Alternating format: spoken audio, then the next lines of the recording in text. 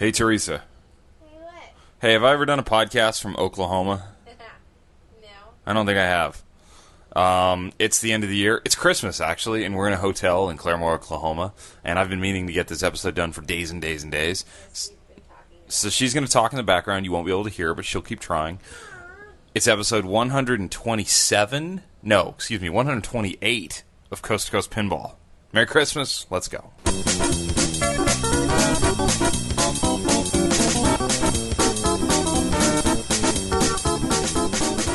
Welcome to Coast to Coast Pinball. My name is Nate Shivers. This is a podcast commentary. My man at quarters. It's Christmas. Coming to you not live from Claremore, Oklahoma on a cold, frosty December 25th, 2014. And you might be asking, why on earth are you doing a show on Christmas?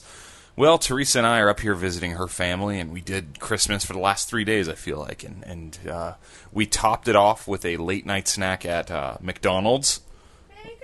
Merry Christmas. I think that was the first McDonald's I've eaten since last year in Claremore, Oklahoma on Christmas.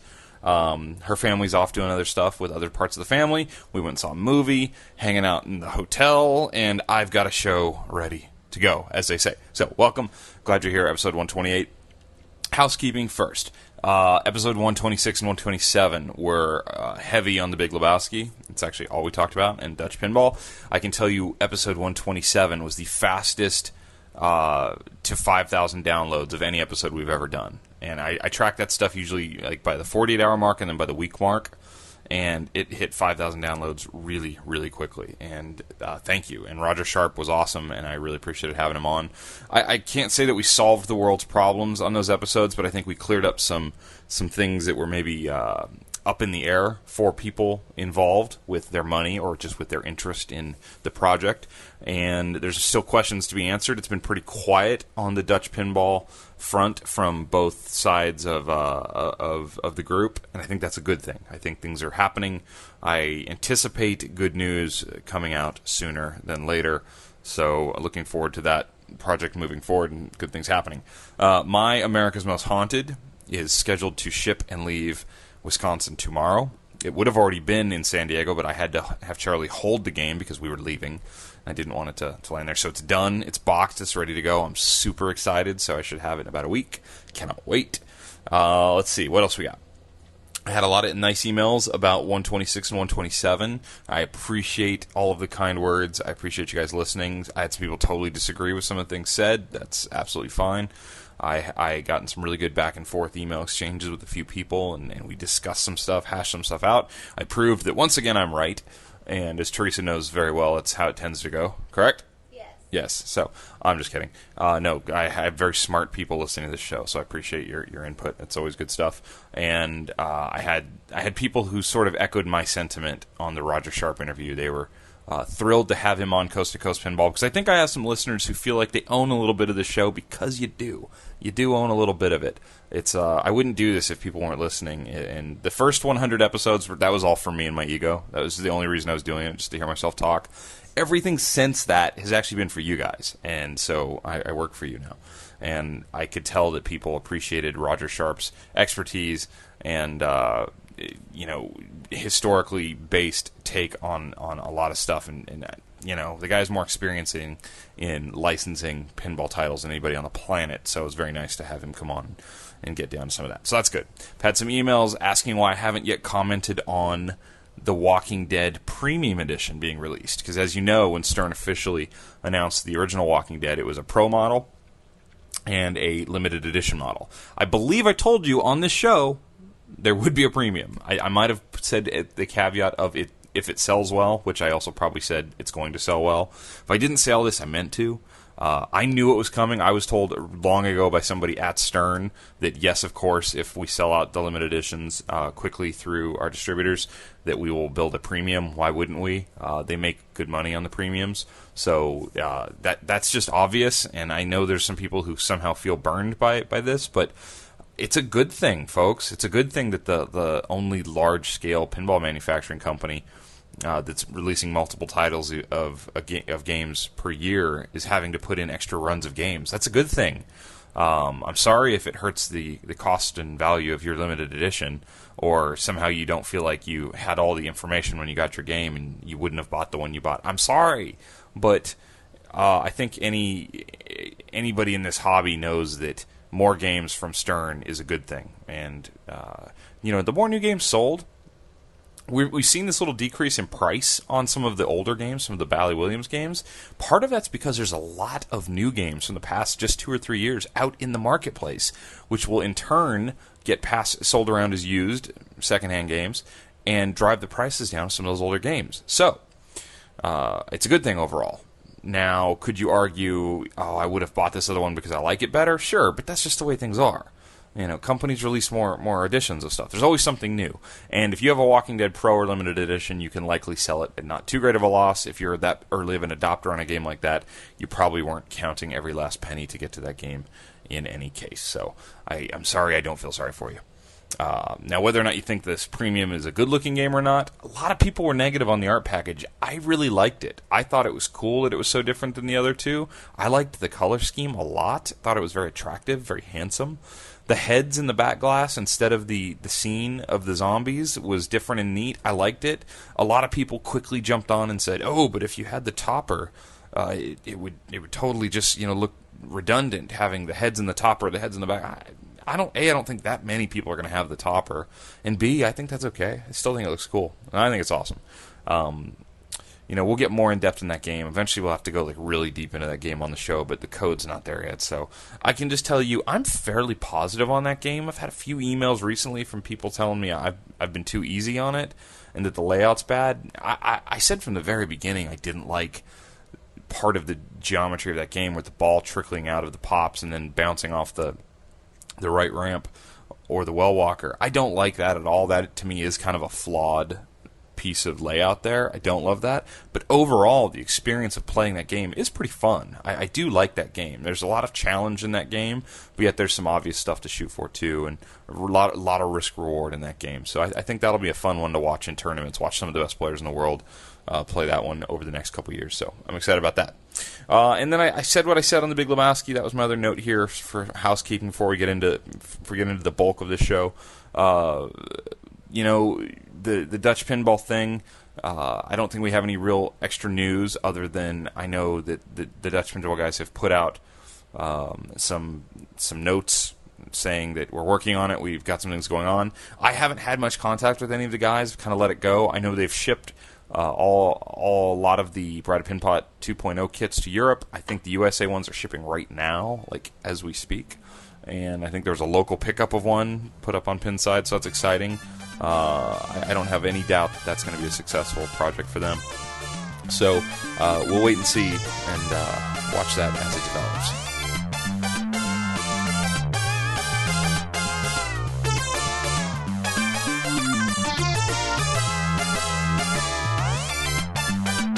All right, so for this Christmas edition, by the way, happy Hanukkah. Happy Kwanzaa, Festivus. Hanukkah's over. All right, well, still happy Hanukkah. I don't know if I ever said happy Hanukkah. Got someone corrected me in the background. Festivus, all that good stuff. Congrats, whatever.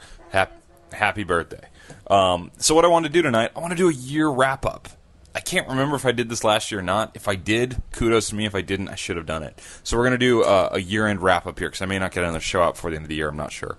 So episode 128 is going to be a quick year-end review. This is going to be the top pinball stories of the year as seen through the eyes of yours truly. And I'd like to thank Martin over at Pinball News, because that was my main research resource for getting things organized in sort of a... Oh, it's not completely in order but throughout the year, but it gave me some quick hit spots for, looking up facts and fun notes and stuff. So, without further ado, the first subject I'd like to discuss, and this was from back in January of 2014, the announcement that Pat Lawler had signed on to design a pinball for Jersey Jack Pinball Company. That was a pretty big scene because, if you take out the Brian Eddies of the world and some of the other guys who we hadn't heard much from, of the real more recently active pinball designers, Pat Lawler seemed to be the odd man out. He was the one who had been with Stern, left Stern, and then was sort of hanging out there, and we all wondered, does Pat Lawler not like pinball anymore? I think we'd heard interviews where he seemed sort of down on pinball and wasn't into pinball, and people love Pat Lawler designed games, so that was came up a lot. What's Pat Lawler going to do? This pinball resurgence is happening. Will he want back on board? And the answer was yes, and the answer is not only is Pat Lawler going to design a game for Jersey Jack Pinball, but it would be the company's first original theme. So we saw Pat speak at Expo a few months ago, and he did not tip his hat really at all about what he was doing and where he was going. He seemed very confident in what he's doing, that he's excited that he has a great game coming out. He seemed really enthused about pinball and seemed excited that there was energy in the hobby, and that was good to see, because Pat Lawler's definitely his designs can bring innovation and bring things forward and have something new up his sleeve. So we're very much looking forward to that. Jersey Jack as a company, I think, just recently announced in the past week or so that the ship date for The Hobbit was going to be February, March. A lot of people were thinking that game was shipping right the day that The Hobbit's third movie, the third movie in the trilogy, was released to the theaters. I think their website had said Hobbit would be released in mid-December, late December. So that was really the date most people had in mind. I think at Expo and the weeks after, that became very clear we wouldn't see The Hobbit in 2014, just because Jack and crew were so responsive to some of the feedback they got. I had emails the day after my show from Expo from designers of the game, Jack himself, thanking me and being very cool about it, saying, "Yep, we heard you, and we appreciate your opinion." I think some of them probably wanted to strangle me on some level, but it wasn't just me. They heard what was said about the game. There was clearly pushback on some things, artistic-wise, some layout things, and they made changes. They to their definitely to their credit, they went the distance in making changes. The Smog toy just got shredded on Pinside, and they changed it. Now there's still arguments on could they have done more, could they have done this. I think they're somewhat handcuffed with the license, but the game is going to be built and come out here in the first quarter of 2015. The most recent photographs look great. I think it's a beautiful looking game right now. I can't wait to play it again. I did not love the floaty feel I was getting on the game at Expo, but the flippers were weak and it was set really flat on one ball, and I didn't get a lot of time on it, so I hate to be the guy giving you much opinion on the play of a game that's changed drastically since then, and I don't think was set up for its best chance to shine, so to speak, at Expo. So I'm really looking forward to probably the Texas show will be my first chance to play a Hobbit. So Pat Lawler joins Jersey Jack Pinball. We should know what his game's going to be, I think, sometime, I don't want to say soon, but by the middle of the year, right? I think the game is scheduled for this year. So very excited. Can't wait to see what sort of theme, what sort of direction Pat's going with that. And then what's this playfield going to look like? Is it a wide body? Is it a standard body? I've heard both. Are we going to have subways and scoops like and toys like a typical Pat Lawler design, or is he going to throw us for a curve? I have a feeling we're going to get a little bit of familiarity with this design from Pat. So very, very much looking forward to that. Next story, definitely not as fun of a story as Pat Lawler joining Jersey Jack. This is from April, and this is the story, the unfortunate story of Python Angelo passing away this year. And Python was obviously, it's been said over and over and over again, Python was one of the biggest characters and one of the biggest personalities in pinball. An artist, I really think, is the best way. People ask me, what exactly did Python Angelo design? I would say what he was an artist. He was a creative thinker and someone who loved pinball. His passion was definitely pinball. He did work with a lot of classic games, things like Comet, Cyclone, Hurricane, things like that. Obviously, Bride of Pinbot, and many others. Really cool story this year that kind of goes hand in hand with the passing of Python is the Circus Maximus team getting together, pulling in the troops, so to speak, sort of around the time Python was losing his battle with his health. They got together to remake Pinball Circus, and there's a lot of people involved in that project. I've met the folks at Circus Maximus, and I can't wait to see what 2015 brings for Pinball Circus, Python's Pinball Circus, actually coming to life. We saw the flipping prototype with White Woods at Expo, way farther along than anybody expected. I think people are actually just shocked that they had a game that far along. So that's looking really good. Even if it's a real limited release, just if we get a few dozen of those games out in the world, if we got 12 of those games out in the world in the hands of the right people that will take it out to shows and show it, and kind of let the legacy of Python's vision of what pinball could be in sort of a completely different, warped idea of an upright pinball machine, I think that's awesome, and that's a testament to Python, who I unfortunately never did get to meet or speak with. So that's definitely one of the big stories, and how could it not be in this industry in 2014? Next, I wrote down Medieval Madness Remake, and the story here was not the game because we already knew about it, but in May we found out that Stern Pinball Factory, Stern Pinball Company, would be building the Medieval Madness Remake. And that's big news, because every time I hear these new companies starting, and we haven't had a new one real recently, I don't think, but we had a bunch in a row. My first question to everybody, and when I met anyone in the smaller companies, how are you going to build this game? How do you plan on building it? And this is a great answer. If you are Planetary Pinball and Chicago Gaming Company, and you sell over 1,000 of these games very quickly, it must dawn on you, oh my gosh, we've got to now build over 1,000 of these games. And the pressure's on, because Medieval Madness Remake is step one, but I think we're going to see Attack from Mars soon. There will be a next game and a next game possibly. If they were to come out of the gate and have a haphazard build of their first game, if it didn't work, if they had, yet they have had delays. But I don't think these delays are unreasonable at all, really. I think they're doing pretty good from where I stand. From basically saying, hey, we're a parts company and we own some stuff, to we're going to rebuild Medieval Madness as close as we can to the feel of the original.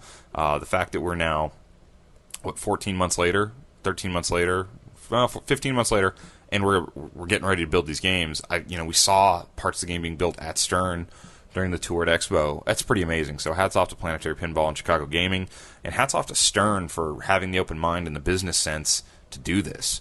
It's good for their company to have their contract labor to be back on building games. It's not the move that everybody would have made. I think in the past there would have been companies that would have said, absolutely not, we're not going to build a game that doesn't say Stern on it. Or whoever it might have been. But they are doing it, and they're a business, and they're a manufacturing company, and they have a chance to build a bunch of games. I think it breeds goodwill through the industry, which is a good thing. It's a small industry. We don't need everyone warring against each other. Whatever you think about remakes of games aside, I think the fact that so much money was spent on a classic game like that, it says something to the strength of the people out there willing to spend money and buy money and have these classic games in pristine condition. So that's a big story. It's a big story.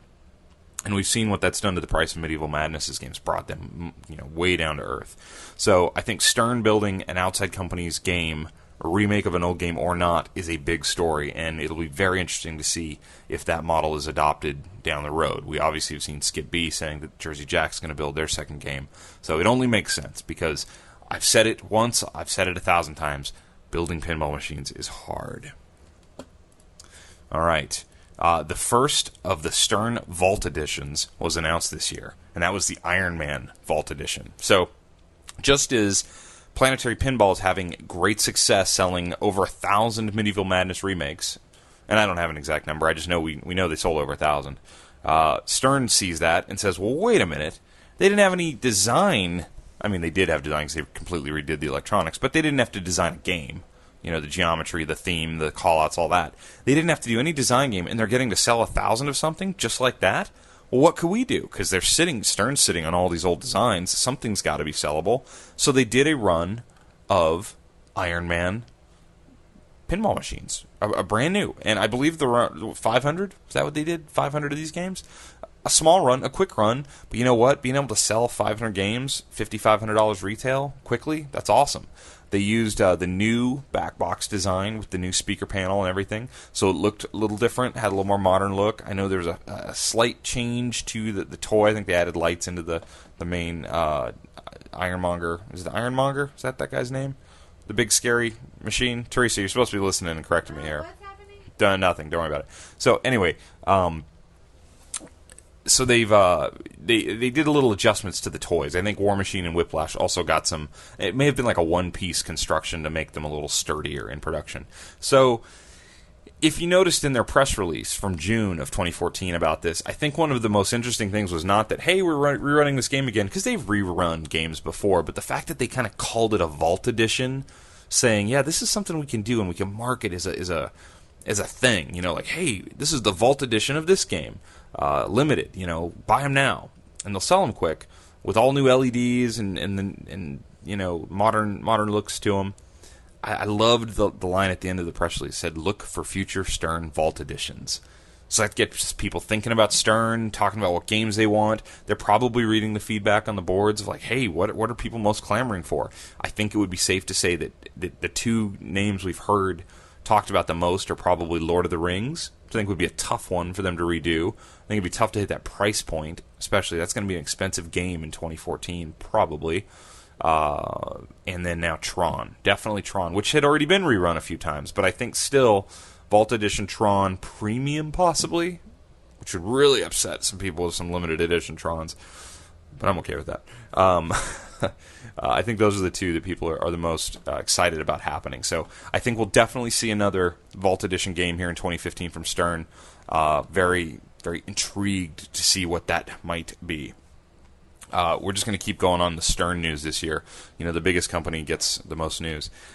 This year, they released a Mustang pinball machine. This was a spring release announcement, and we had games out in the field by early summer that we could actually go and play.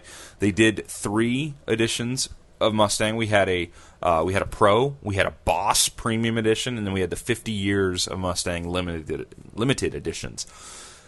They had custom artwork for the cabinets done on these games, and it was sort of a modern take on Mustang artwork. And I am totally so far gone from this news to remember the artist's name, but I liked the way they looked. They looked very modern. They didn't look like what a typical Stern game would look like on the back box and the side of the cabinet. But then we had very, very Stern, kind of old school Stern to me in a lot of ways, playfield artwork. And this was also the first time we got to see the new addition to the Stern design team, John Trudeau's work in the modern Stern environment. And this game's been a tough one for me. I don't like the artwork at all. It reminds me of Wheel of Fortune or something. It's just all this color and then cars thrown around. I don't really love the main toy, which is a big Mustang toy on a platform that rotates in the premium and the limited editions, and it sits there statically on the pros. Lots of flashing inserts. The bright game. It's a really fast game. I think it all fits together okay. I think it contrasts a little bit odd with the actual artwork on the back glass and the side. I don't think they fit. So I wanted to really hate this game. I really wanted to not like this game. But I've played a lot of this game, and I kind of like this game. It's fun. It's fast-paced. It's hard. I beat Steve Bowden on this game once, and that counts for something, right? So, there are definitely some cool, subtle design portions of this game that were interesting and cool. I liked the 4 rollover lanes on the top with the double inserts and the way they laid out. I thought that was kind of neat. I like, Trudeau uses a wider gap between his flippers, which makes the game harder and you get more middle drains. I know that was favored by a lot of better players. The drop targets up the middle, it's a love-hate thing. I like that it's easy to figure out how to get to multi-ball. It's the whole Gary Stern idea of easy to learn, hard to master. To me, the premium's just a better game with the moving drop targets that pop up randomly on the two sides of the game. I think that's cool. It's not a clunker by any means. I would definitely have fun playing a Mustang at length. It has some cool modes, although for me it's just sort of like they all sort of run together to me after a while, but it's still fun. You cannot say that Stern isn't building fun games. I don't love the theme. I don't love the artwork, but I don't hate the game. It plays okay. It's kind of fun. It's cool. I get it. So that was the big Stern mid-year release was Mustang Pinball. All right, big story here this year in 2014.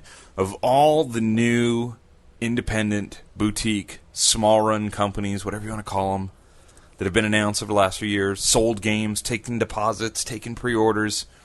We're not talking Jersey Jack here. They sold over 1,000 games, so I think we put them sort of in their own like mid-level production. Spooky Pinball, first to market with a game. In March, they put their first prototype on its permanent location at Lawrence's Pub and Eatery in Benton, Wisconsin. If you listen to their podcast, you would know all about that place. And then soon after, they were shipping games to paying customers, and that's been a big deal.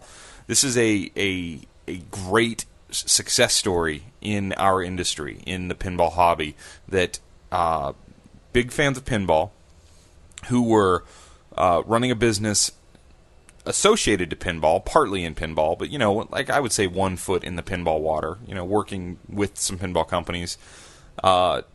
Charlie decided, hey, I love this. I have a vision. I have the drive. I'm crazy enough, and my wife's crazy enough to support me to do this. We're going to start a pinball company. We're going to build pinball machines. And I think his timing was really good. Had he been a year earlier, he probably would have sold 3 times as many games right off the bat. That's okay. But the model that he's working with, which is basically pay half up front, half when you ship the game, or we'll work a pay plan out for you, is working for them. It's necessary, and it's getting new games from a new company out into the world. And they have been shipping America's Most Haunted consistently this year. Small runs, they're like 2 to 3 a week. That's awesome. My game's ready to go. It's a big deal. They're building these on location in Benton, Wisconsin. They're adding jobs to their local community. Their game skyrocketed up the Pinside top 100, 200, 300 list, like just right off the bat, as people started getting out to the shows where the game was to play the game, and they started getting the games in their houses and could give it real, full-on, reviews. I'm trying to quickly find out where it's sitting right now. It's sitting in number 78 with 35 ratings, and I think that's only going to go up as more people start getting it home. It's an amazing story. It's an awesome story, and I can't say enough good things about Charlie and KT and his kids and their whole crew there that have taken this design by Ben Heck and made it real. Ben's a man. Everyone says mad scientist, genius, yada yada yada. Sort of a visionary on a lot of levels. That he could take this little idea of this Ghost Squad game that he had dreamt up, and it had to morph and change names. It turned into America's Most Haunted. It's pretty awesome. I actually have a little Ghost Squad memorabilia from the Ben Heck show that we'll probably be doing a contest for after I get my game and get settled in with it. There's a little teaser for you. But yeah, that's definitely has to be on a show like mine where we do spend a lot of time talking about the smaller companies and the games that they're trying to get brought to market. The fact that America's Most Haunted is being built, shipping, and will sell out. I mean, they're only going to build 150 of these games, so and then move on to the next thing. And they're setting themselves up to be a player in the independent scene. If Spooky Pinball can, sell and ship 300 to 500 games a year, I think they've got a great little business carved out for them. And the next game may be Wrath of Olympus, maybe Pinball Zombies, not totally sure. So looking forward to watching that develop in 2015. Looking forward to playing my game just nonstop. Right, Teresa? Nonstop. America's Most Haunted. Nonstop, she said it. So no bedtime tuck-ins for Teresa. I'm going to get up early and play before I go to work. No, this is all going to be awesome. I'm going to beat the ghosts. Okay, we'll see. Anyway, so that's definitely one of the biggest stories on my list of the year. All right.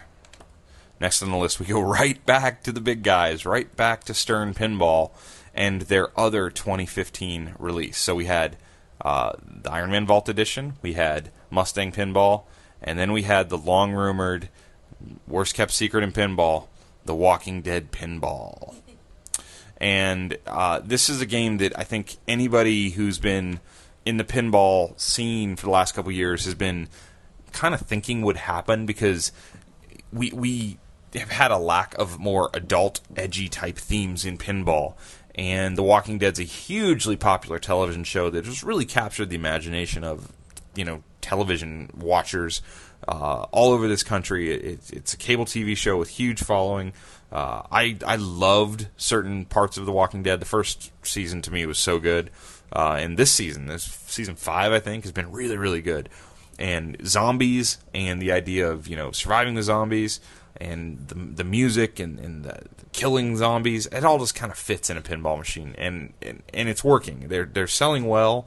They're doing well in location. I've heard multiple operators tell me it's earned very well already. They're excited. I think they're selling well to operators, too, because operators see the value of having a game with a theme like The Walking Dead on their location, which is why Stern is so big on using licensed themes to begin with. So The Walking Dead came out originally with our limited edition and pro models, and now with a premium.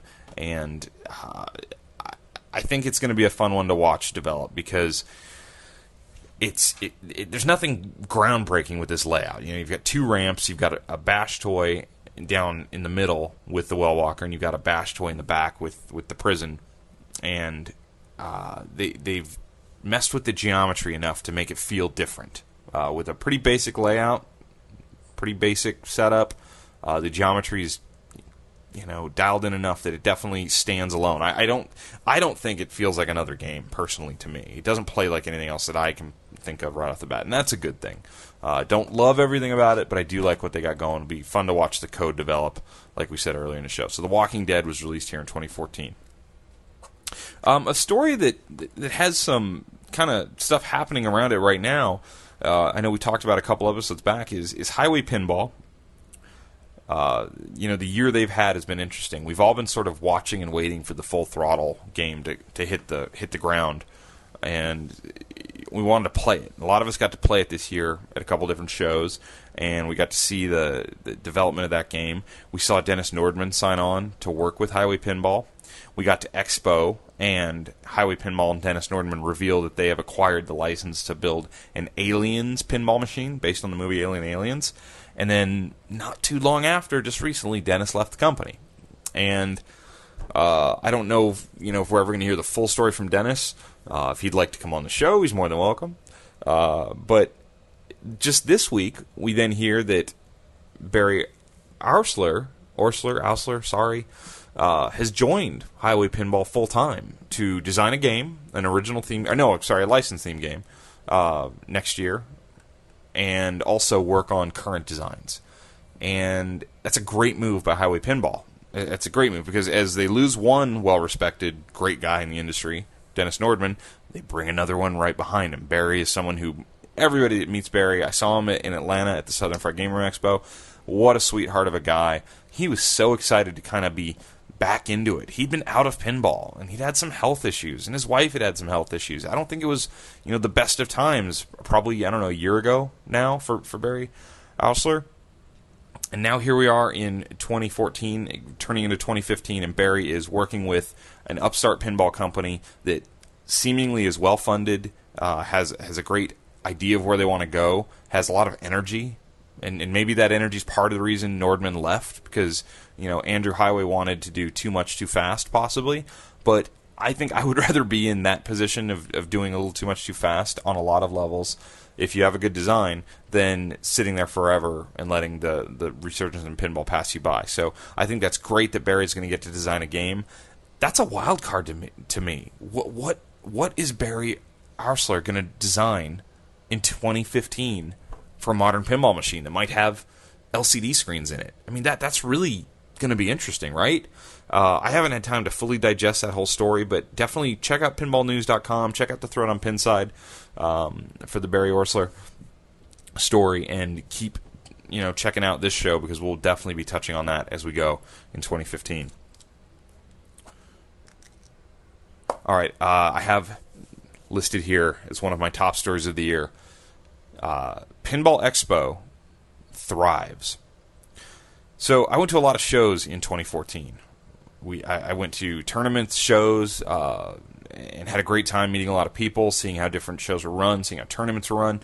And Texas, to me, was probably the most impressive thing I saw all year. The Texas Pinball Festival was so cleanly run. Everything was organized and just ease of use would be my overriding theme out of Texas.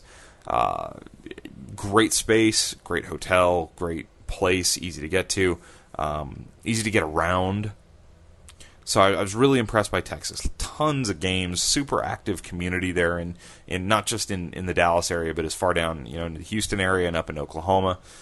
Really active group of people taking part in the Texas Pinball Festival. So I was really impressed by that. They are sort of the new kids on the block that are quickly pumping up their muscles to become one of the must-go-to shows, especially if you're not interested in so much of the industry side of it. If you're just going to play a bunch of pinball and hear the headlines and maybe meet a few of the top people, Texas is, I think it's the place to go. However, that being said, and I saw some other really good shows this year. I didn't see any bad shows. I saw no shows that I walked away from shaking my head thinking, oh, won't do that again. But I will say this. All the talk going into Pinball Expo this year was what could they do better? What could be done more efficiently? What could we add that would make Pinball Expo the show? I had a conversation with Rob Burke when he just met me for the first time. Had no idea who I was, didn't know about my show, and he said to me, "What do we need to do to make Pinball Expo better?"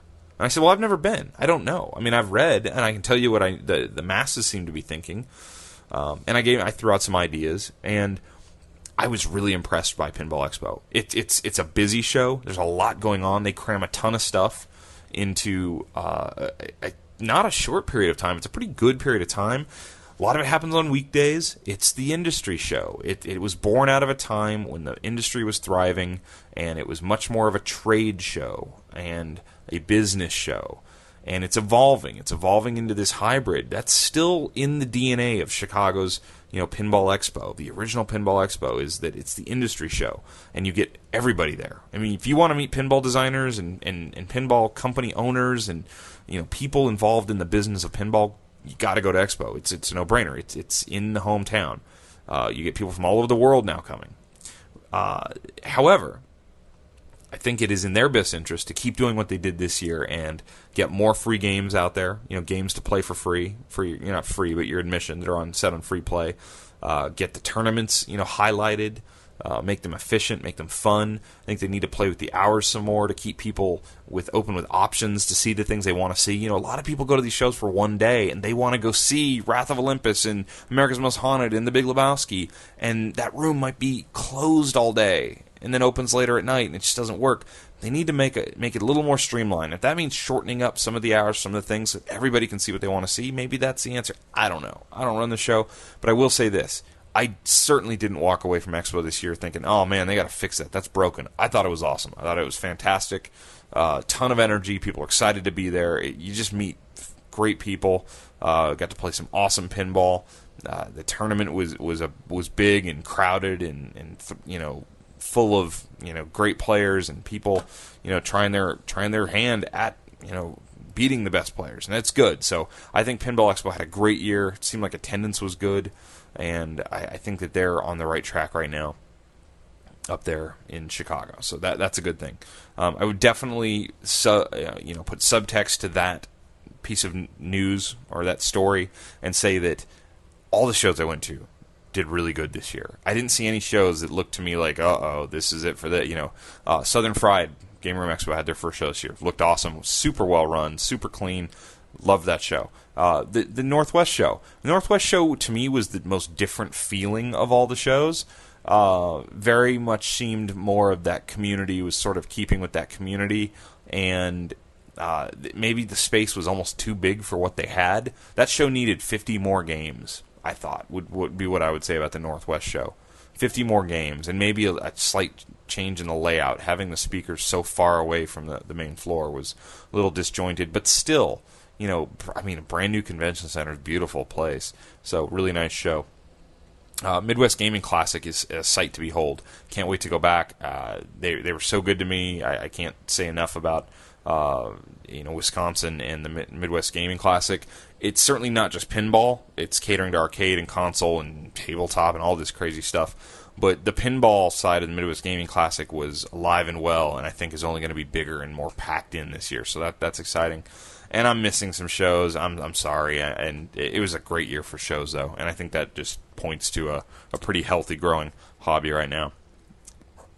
And then I think my last little topic here was Dutch Pinball. Dutch Pinball came from out of nowhere this year, and with the Bride of Pinbot 2.0, really blowing people's mind with how incredible the new dots looked on this game. Taking a game without a dot matrix display and creating a whole new story, a whole new game on a dot matrix display. And even if you weren't if you don't own a Bride of Pinbot, you weren't ever thinking of buying one to then do the upgrade, just looking at it from a design standpoint and a conceptual standpoint, you had to know that was pointing to greater things. And then we saw the Big Lebowski reveal earlier this year, and who they were and what they were doing, and then we saw the games. And yes, we've had the drama and the quote inside business politics that have come out, but forget all that, because I think in a few years that'll be mostly forgotten, and we'll just be looking at, wow, remember how great the Big Lebowski was when it came out?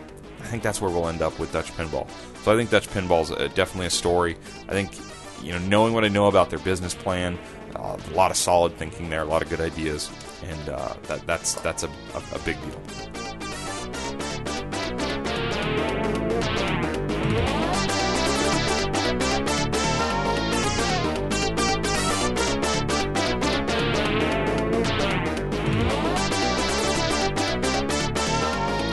I know there's tons more stories this year. I could have probably done twice as many there. I was trying to hit the highlights. I made a list of stuff that I think we need to watch out in 2015, especially early in 2015. Stories to watch. And, keep your eyes on Pinside if you're interested. Listen to this show, listen to the other podcasts. I want to thank Spooky Pinball, their podcast. I want to thank the Game Room Junkies. I want to thank the Pinball Podcast. I want to thank Broken Token. I want to thank the Pinheads Pinball Podcast, Lock is Lit, the Bachade, all these guys. I want to thank these guys for doing what they do for the hobby, because nobody's making any money on this. Nobody. So it's people that just love pinball and love talking about pinball. So thank you guys. So with that, stories to watch in 2015. The first thing I wrote down was J-Pop, John Papaduke. You got to watch what he's doing. We've got to see what's going to happen now. There's been a little bit more reveal. We've seen a little bit more of Magic Girl. This is a story that could continue to be very controversial this year, because the way John is doing things is maddening to some, with the non-disclosures and the secrecy and sort of this closed-door thing. But yet in the next breath, you meet John at a show, and he says, come to my space, come to my lab, come to the place where I'm building these games and see what I'm doing. John doesn't think, I believe this, and this is my opinion, my commentary, I don't think John believes that you, me, anybody is going to get, and I'm putting get in air quotes, get what he's doing via a few photographs on a website. I think that he's worried that all his work and all his effort and his vision will be a little bit lost on the masses if it's just some photos. Like, oh, here's the photos, there's Magic Girl's playfield and the toys, ta-da, next. He wants people to see it in person until the games are shipped. And at that point, then I think he'll let go. We've talked in depth on the show about John, and I think that what he needs is a little bit more of the business side of him to kick in. The product manager side of him needs to find its way out and grab the artist in him and shake him a little bit and say, dude, come on, let's get these games out. Let's get these games out so people can enjoy them and the world can enjoy them and I can do another one. So we need to see that happen. People with a lot of money on these games who are rightfully getting upset. And I try and see both sides. I totally see what I'd be really upset at this point. It's been a long time, but I have also spoken with John and asked him very pointed questions like, "What are you doing with this? What are you doing with this?" And the guy's legit. I mean, he's got visions. He's got ideas. He's trying to change the game. He doesn't want to build Tales of the Arabian Nights again. That's not what he wants to do. He wants to build something that will go down as like, wow, that is the best pinball machine I've ever played. But I think the clock is ticking, and we need to see something come out of Zidware in pinball form. So, very close one to watch this year. Some stuff also, obviously, Skit B and Predator. How are they going to build 250 Predators? How are we going to get those games out? When are they going to come out? What happens with Experts of Dangerous? If they're busy physically actually building Predator, how do we get Experts of Dangerous out? Do they want to get Experts of Danger out right now? Experts of Dangerous out right now. Definitely 2015, a big year for Skip B Pinball, and the long-term outlook, I think, for them being a viable company if these games aren't, built, shipped, and moving on to the next thing. Silver Castle Pinball, Time Shock. I haven't talked a lot about this game yet. Haven't talked a lot about the project. I haven't met these guys. Don't know these guys yet. Haven't dove down into that. But I think this is the year where we're all going to wake up one day to a video of Time Shock playing in reality on a video on the internet. And that's going to be interesting to see because that's a game that people loved on the virtual platform. So definitely watch out for that. In the short term, what's Planetary Pinball going to do next? Is it Attack from Mars? I think it's Attack from Mars. What do they do after that? How does Attack from Mars work? How's it received? It's going to be so interesting. I also wrote down Pinball Circus. I talked about during the Python Angelo segment. Pinball Circus. Who's going to buy that? How many are they going to sell? How many do they want to build? What's it going to look like when it's done? When they've added things back in? That will be very interesting. The health of pinball tournaments will be interesting to watch because I think we're sort of at this fever pitch. Pinburg sold out in less than a day. 700 spots to a $100 tournament sold out in less than a day in Pittsburgh, Pennsylvania. That's awesome. How's your local tournaments doing? What are you doing to make them better, to make them more attractive, to make them more welcoming, less scary for new people to come in and play? What are you as someone running a tournament doing to further pinball in your neck of the woods? What is Papa doing? What are the major tournaments at the shows doing to make them more attractive, to get more people into it? Keep them equitable, to reward the best players, but still give people the feeling that they have a shot at competing. That's going to be interesting to watch this year. Pricing of machines. Prices are coming down. I am sorry, but I've seen what stuff's selling for. Prices are coming down in a lot of markets on a lot of machines. A lot of people are buying collector quality, home use only, or new in box machines right now. That is what's hot. If you have a home use only game that's in pristine condition and it's not Avengers, you're going to have a good time selling your game right now. That's going to be obviously a story we will watch in depth. Short term, Wrath of Olympus. Do they sell 100 of them to get them into production? Do they take that initial deposit on 100 of those to get that going? I really hope so. Really hope so. I'm torn. I can't afford that game myself right now. I've got so many other things I'm trying to do with money and with pinball and stuff, but I would love that game. I really hope it gets built so that they're out there so that I could own that game someday. It'll be interesting. So, what are you looking forward to next year? If you're going to email me and you're going to comment on the show or anything, please let me know what you're looking forward to. That's what I'd like to hear from you. Thanks for all the emails. I'm sorry I haven't replied to everybody. Teresa and I have been traveling. We drove here to Oklahoma. I am going to Oklahoma City for the next couple days, and I hope to get down to Cactus Jack's. Fabulous collection of pinball machines. It's one of the finest collections of pinball machines I've seen out on location in the country in person, and I really hope I can get down there and play some games. I know they have America's Most Haunted there. I know that Dan keeps all the new stuff coming in, so really hoping I can get down there. If not, we'll find a pinball at a truck stop somewhere, I'm sure. There was last year in Claremore, Oklahoma, an Avengers Pro at the movie theater. It's gone. It's too bad, so sad. But anyway, if I don't talk to you again this year, Happy New Year. Awesome year for Coast to Coast Pinball. I think we're in a really good groove. I hope I'm getting enough content out for you to not feel like I'm too far off from some of the original weeks where it was like 2 and 3 a week. I think you're starting to see that I have my weeks where I can get that done, and then I have things like the holidays pop up, and I just can't get as many shows out as I want. Appreciate all the feedback. Appreciate all the emails. Thank you for listening. Email me anytime you want. coasttocoastpinball@gmail.com. Check out our website, coasttocoastpinball.com. Like us on Facebook. Follow us on Twitter. Thank you very much. Happy New Year. Talk to you soon.